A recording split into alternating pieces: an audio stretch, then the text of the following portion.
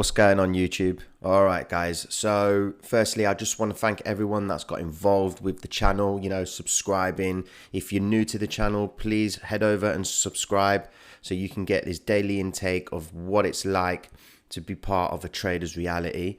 My goal is to educate as many people as possible into the true realm of what it's like being a trader, because the internet does a great job of making it look like it's an easy game when it's not.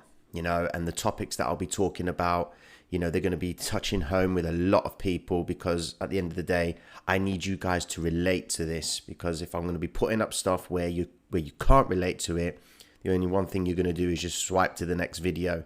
So my goal is just to get you guys engaged with what it's like, being part of this game. So this video is called The Metagame of Trading. Now, I've not seen hardly any videos on YouTube that talk about the metagame of trading. They'll probably talk about, 3 reasons why you need to, why you shouldn't lose, or the best way to become a profitable trader. Everyone's giving you false hope. They do have good intentions when they do these videos, but I'm going to bring it to you straight. All right. No bullshit. The idea of trading itself is difficult. And the only reason it's difficult is because 95% of people that come into the game don't have no idea what they're up against. Because the internet does a great job of making it look easy, people come in with that sort of mentality. And that's why everybody loses in this game. Or should I say 95% of people lose in this game. So what I'm going to do is I'm going to take you over to a live trade that I took. And I'm going to be talking you through my mental process. And this is where the metagame comes in. It's where it's not where your conventional approach to, reading charts comes in. There's things that I'm going to be talking about where you're going to be having to sit there scratching your head thinking, okay, I need to play that back again. All right. And that is how you come to get to the next stage of developing into a decent trader. I'm not going to try and make you guys into the best traders ever. That's your job. Your job is to evolve yourself into the best trader. All I can do is give you a mental framework that you can use. So you've got it by your side. So you can then say, right, when things go wrong, I apply this. When things go great, I apply this. All right. So I'm going to take you over to the live video now. Sit back and enjoy.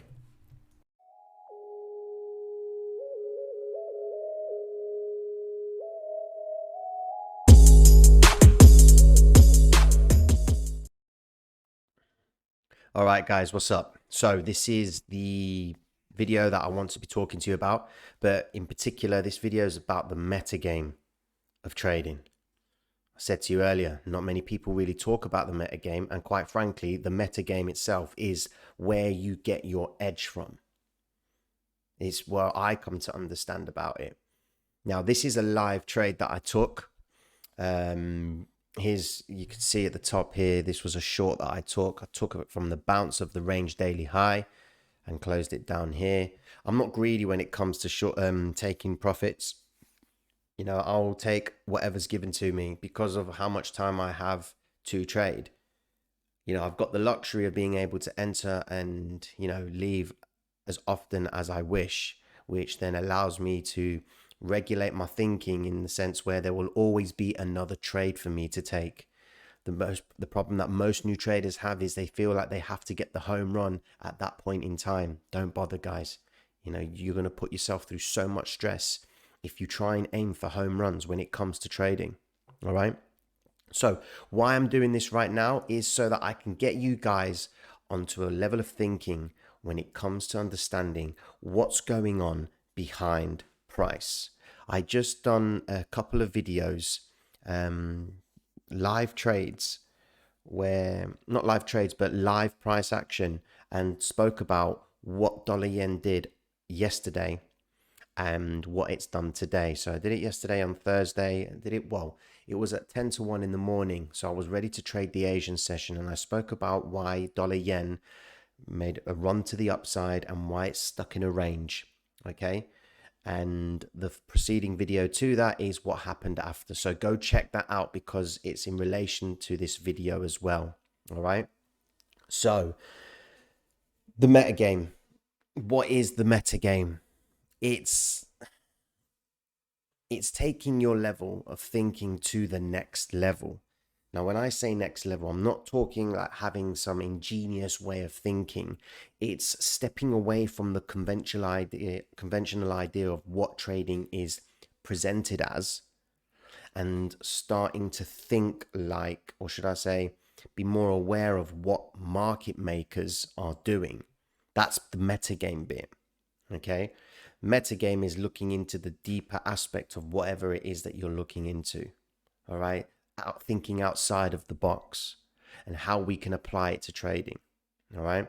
We're dealing with just one factor here, and that's the market makers. The market makers do one of two things. Okay. Well, actually, they do both. They send price to take liquidity, and then they get price to take liquidity. Right. So they'll do stop hunts. They will sell orders, contracts to the buyers, and likewise, they will buy from the sellers and what have you. All right. Market makers use this platform, okay, to exchange money from people who are reckless, emotional, and that includes retail traders, bankers, hedge funds, simplifying it. Smart money, dumb money. Okay. Market makers take the dumb money and then they use it as smart money to make money off that. All right. So why is this chart relevant? So this chart is going to show you how understanding the metagame, okay, is going to help you as a trader evolve much more onto the next level of trading that you want to step to. All right. So my conviction on this trade here, right, it was a bit of a counter trend, but the only reason being is because I'm understanding that all the retail traders right now are of the impression that price is rising. All right. You can see the 50-day moving average is moving upwards. It's edged upwards. Price is above it. The 200-day rate looks a bit flat here. Okay. But you can agree that we're in effectively an uptrend. Right. And it was this area here that gave me the impression that we are going to be looking at going to the downside. All right. So what would we thinking? So retail traders would look at this and they would say, right, I'm going to take entry on the pullback. So because we're in an uptrend, I'm going to add to my position so that I can get it cheaper, better value, a lower price with anticipation to close it at a higher price. All right. Now, when I looked at this chart, I realized that dollar yen, as I said in the last videos, I only trade dollar yen. And whenever dollar yen goes to these certain price extremes, I know that we're going to be looking at coming back and retesting previous areas. Okay. But I'm looking at this chart and I can see we've smashed through the daily resistance, which is what you can see here, the DR1, right? And notable volumes coming in. And then we've got the range daily high up here. 9 times out of 10, whenever price hits the range daily high, it's going to pull back. And that's exactly what it did, which was the first conviction to the trade that you can see up here. All right. Now, what you have to understand is this.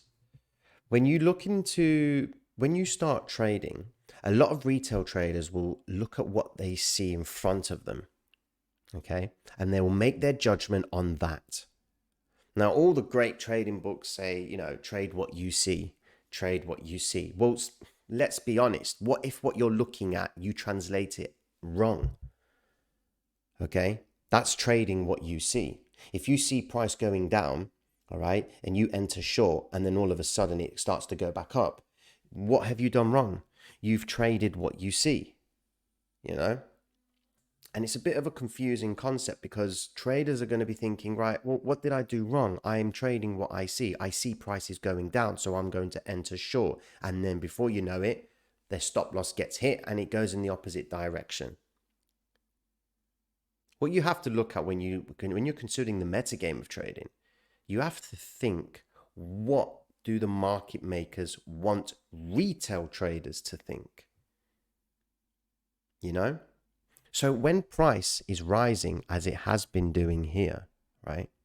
These big green candlesticks, to me, and what I understand from using this system and how long I've been trading, that tells me right there that we're setting up for a short. Some traders will also talk that it's climatic volume, where retail traders step in and they don't want to miss out the action. Okay?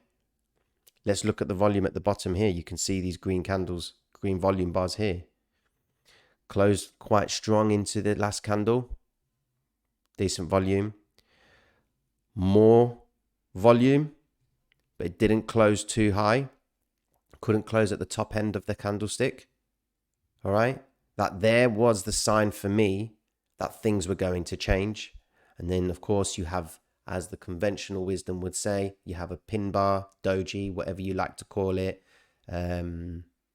shooting star, whatever you call them, okay? That there was a signal for me to enter short. Now, I didn't enter short purely on the basis of it being a pin bar doji. I knew for a fact that at the range daily high, we would be recovering from that area because it's hit, price effectively had hit its maximum area. Okay, not to say that it will always do that. You know, we can't say that just because the range daily high is on the chart there, it means that price is going to respect it and pull back. But I'd say 67 to 75% of the time, when it goes to the range daily high, it's going to pull back. All right, which explains the first trade here. All right. Now, my conviction for it to go short was when you understand that when price is rising, it's not because buyers are stepping in, it's because the sellers, okay, the market makers are selling to the traders who don't want to miss out on the hype. All right. They're not buying. Buyers are not in control. Sellers are in control, and the sellers are the market makers. Because in order for someone to buy something, there has to be someone on the other end of the stick selling. So when you can see price rising, it's because there are more sellers offering contracts to buyers. Buyers are not in control, because if there weren't any sellers in this area, price wouldn't be going up to this area. And that's the problem. And this is where the metagame comes in. All right. It's understanding, really, trading is about you have to think counterintuitively. That's how you have to approach this game. Why is it whenever you place a trade, it always goes, it always hits your stop and then it continues in the direction that you were originally in? That doesn't happen by accident. It's because the market makers understand that traders like you and me, when we put down a trade and then we put a stop and then that stop gets hit, okay, and then price continues in the direction, imagine that trade being placed millions of times by traders all over the world. Market makers can see that liquidity. They can see it and they exploit it. They hit the stops, they absorb that liquidity, and with that liquidity, they take it and then they send price into the desired direction that they have been planning for. So this move to the upside to me, okay, was effectively a run, was a short, only because I know what happens next, but to me, this was market makers building their shorts, which they plan to close at a different point in time. Okay. Now, this was taken on the November the 2nd. We are now, where are we? Okay, we're on the 13th. So much has happened since that point. Okay, I'll actually have a look right now where price is in relation to November the 2nd. Okay, right. So let's look at November the 2nd. If we scroll all the way to November the 2nd, we'll go to the 30-minute time frame because that's where that notable candle was, where I entered short. Here we go. Right. So if you look here, let me just bring the screen across. If you can see clearly, this is the trade that I'm talking about. All right. So right here, this the 2nd of November, all right, we're talking about this part of the trade here, okay? Now, this is what happened. Price did go down, all right, which you'll see in a moment. Now, it's all good me saying, yeah, price goes down here and talking, when I see a lot of traders that talk about how trades play out, when they draw a trend line and say, yeah, price will hit the high here, and then you draw a trend line here, and then price will continue down. It's easy to say that. You need to have a before and after so that the viewer can see what happens, or even in real time. It solidifies what you're trying to deliver to people and teach. It's easy just to draw trend lines and bars across the chart, and frankly, that's bullshit. I'm not going to learn anything. You're just showing me how to draw lines. There's no context behind what you're saying. I get that some guys have to do that to deliver an example and what have you, but the true context comes in seeing the before and then having the discussion and then seeing it pan out. All right. So I'm doing it a little bit differently. I'm showing you what's happened afterwards, right? Which is a bit backwards, but hey. But this was the trade from November the 2nd. All right. I said to you that the market makers had intentions of building shorts to get them closed at a lower price at a later point. So when I'm seeing the price rising, I'm under the impression that market makers are setting up shorts. All right. But when retail traders step in, and the conventional wisdom of retail traders, they're looking at this thinking, yeah, we're going to be going to the upside. Happy days. Let's get involved and take advantage. All right. And you can imagine when they see this previous high here getting ready to be taken out, they are excited. I mean, let's look at this.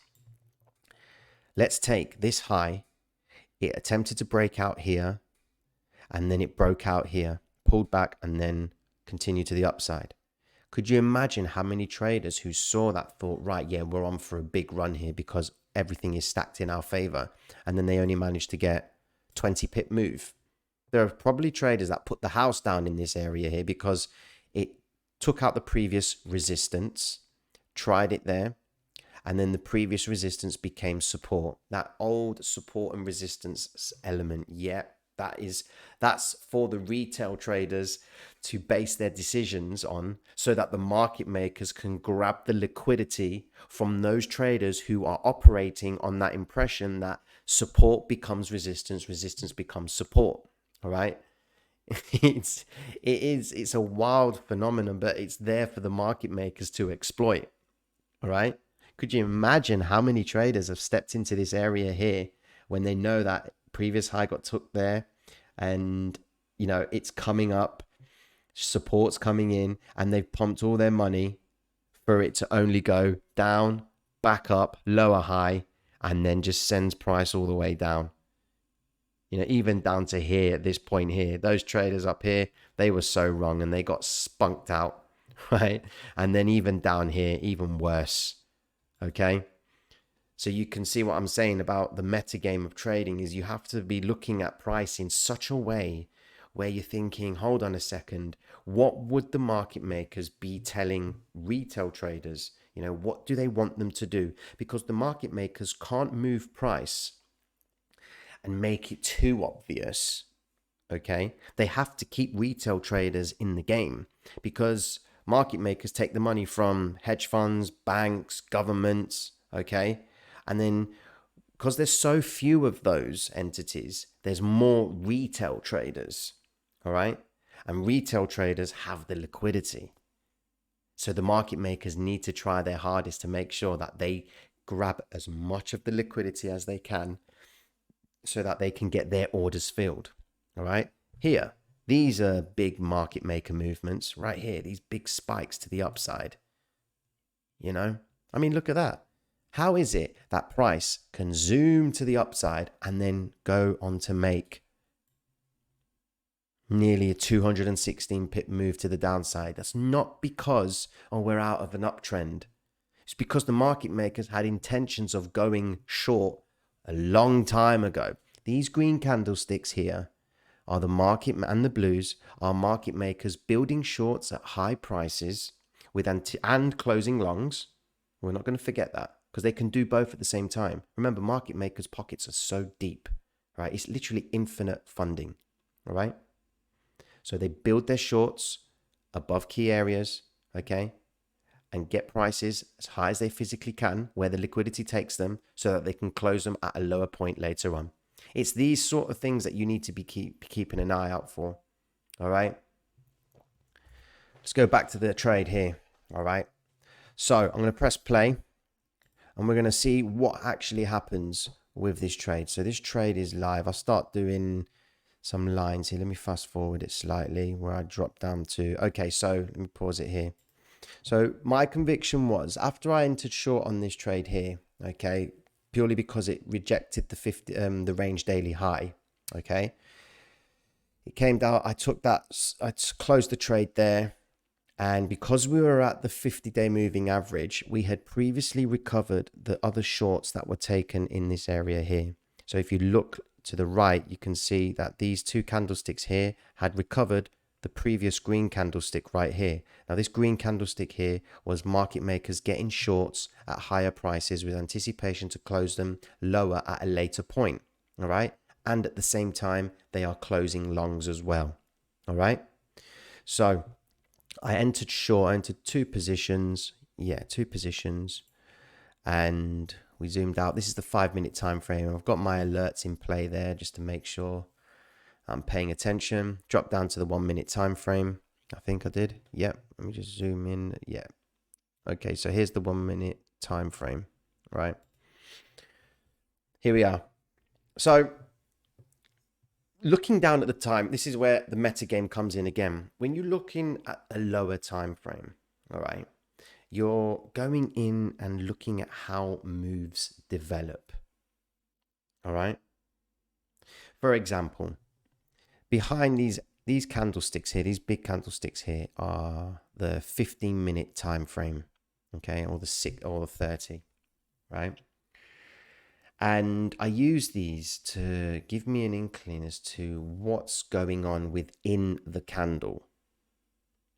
Because when you're looking at a 1-minute time frame like this, and then you look to the screen and you try and see what the 30-minute time frame's doing, it's kind of hard to marry up visually in one place. But when it's presented in front of you, it makes life a lot easier for you. All right.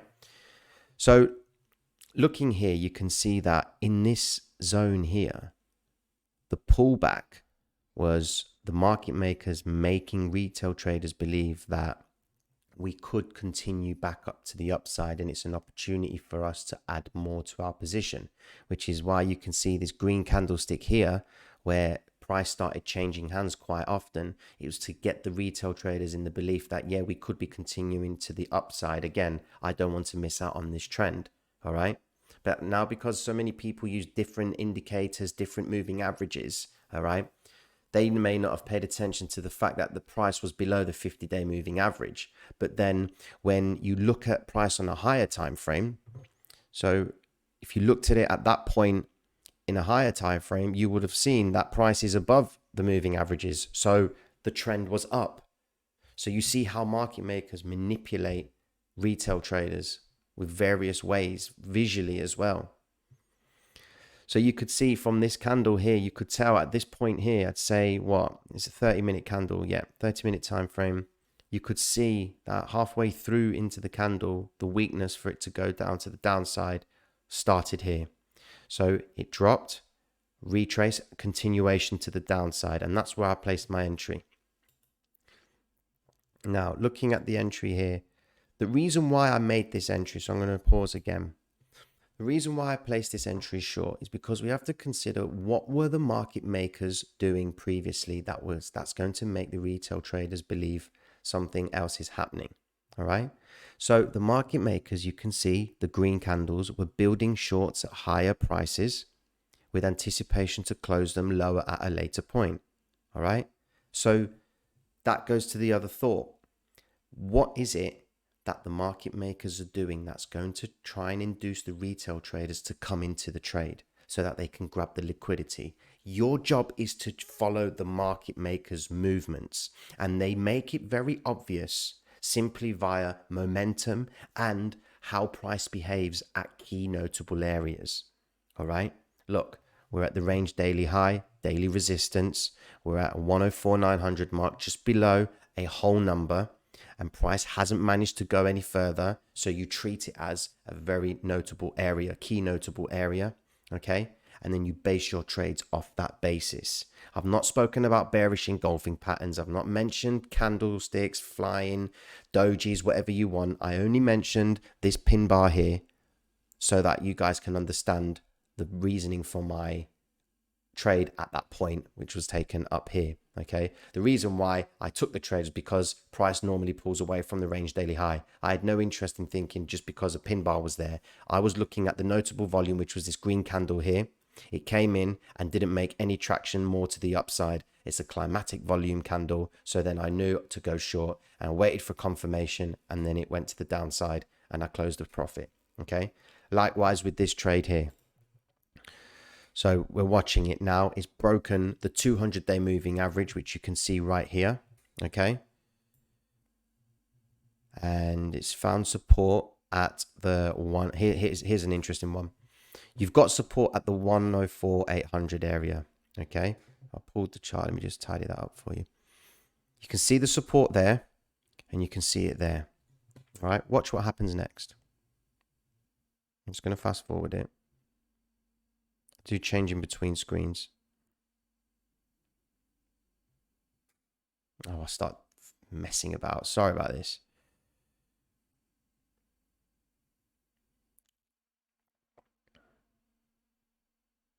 So, what happened here? I opened the trade and then I closed it. The reason why I closed it is because the support that came here was the market makers making the retail traders believe that we could now try and attempt to go back to the upside because previously there was support at this area here. All right. And there was a lot of liquidity in this area. So the market makers, what they done was they sent price down and then they allowed it to retrace back and made the retail traders step in. All right. To try and get more orders with the belief that there was support at the 200-day moving average, because there are traders that do trade off the 1 minute, the 5 minute, 15 minute. So all of this is taken into consideration. Look at the 200-day right there. This move now appears to look like support. But watch what happens next.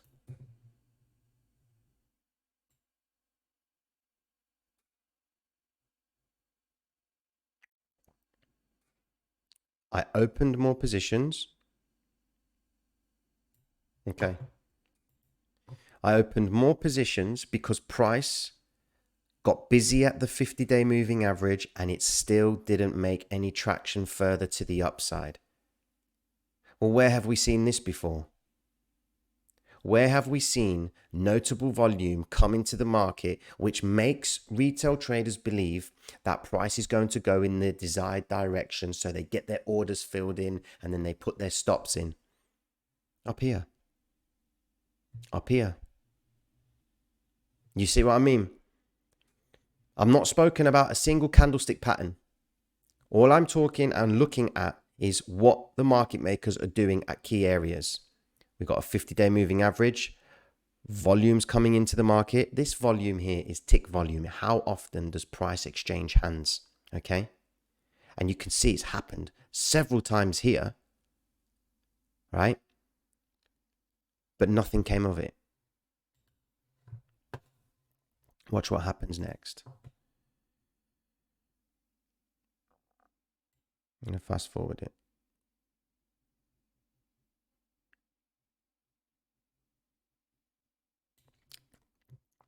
There's that 104,800 mark again. Came in support. Market makers want to make retail traders believe that that's a strong area of support. Then watch what happens.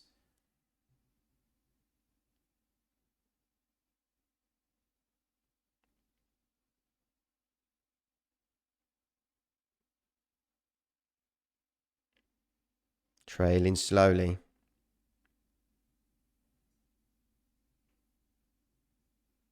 I zoom in and out of time frames.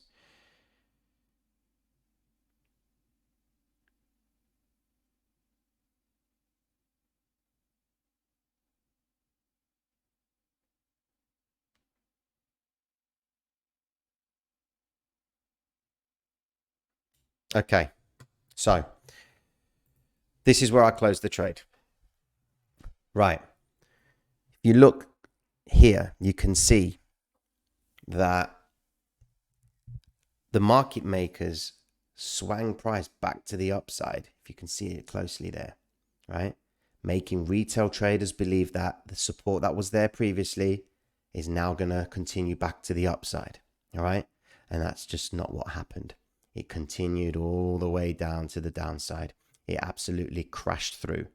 Ironically enough, you look left, you'll see that all the preceding candles that were green have now been replaced with notable volume coming in. You've got the red candlestick here and the green candlesticks over here. So the shorts that were made here are now closed down here. Okay. If we go to the actual time frame over here, you can see that it was done. If I go to the 5 minute, this will take me quite a while. But if I move, okay, there it is. That's where that blue. So if you look here, these two blue lines here are here. All right. It's just retraced all the way back down and then continued even further down to here, just slightly down there before it returned back up. So the market makers reset price. All right. Now you have to understand, guys, this is not me showcasing, how I'm able to make trades and be profitable on them. I'm not always profitable. I took a loss there. All right. It's to showcase to you guys that when you look behind what's going on with price, have the conversation with yourself. What would a retail trader be thinking when price is in this area? What would a market maker be wanting retail traders to do? Remember, when price is rising, it's not rising because buyers are in control. It's because the sellers, who are the market makers, are selling the contracts, the lots, whatever you want to call them, to the retail traders, to the bankers, to the governments, to the mutual funds, okay? They are selling them to create the market movement. The market makers want to send price lower. The only way they can do that is to create the illusion that there is an uptrend. There is a wave to the upside, all right? And that's where you get these green candlesticks, notable volume, where they exchange hands frequently, okay? And then before you know it, same green candlestick up here, climatic candles, and then price starts to drop. It drops and it recovers the previous move. Now, Fibonacci traders, okay, if we look here, Fibonacci traders would love this. From a low, we would have taken every single point all the way down. It would have retraced 100% of the move, okay? Remember, market makers know Fibonacci traders trade that. That's why you see these retracements. Pull back to the 50-day, down. 50-day, down. That's all it is. It's looking behind what's going on with price. Stop trying to focus on patterns forming, all right? Because sometimes you're going to miss the big move or you're going to miss the right move, all right? Because a candlestick hasn't appeared. And because that candlestick hasn't appeared and it goes in the direction, had you placed the trade and it goes in your favor, you're sitting there thinking, oh, what did I do wrong? The metagame of trading this is what it introduces you to, all right? And you have to understand that you can only evolve in the metagame if you ask the right questions and if you start looking at things from a different perspective. All right? Don't fill your screens with indicators. Don't do it. All right? Just focus on where price is, what is it doing, and what would you be... So what would the market maker want retail traders to think? Would it want you to think that price is going up? Would it want you to think it's going down? What would you be thinking if you were a market maker, or if you were a retail trader? What would you be thinking that other retail traders are thinking? This is the metagame.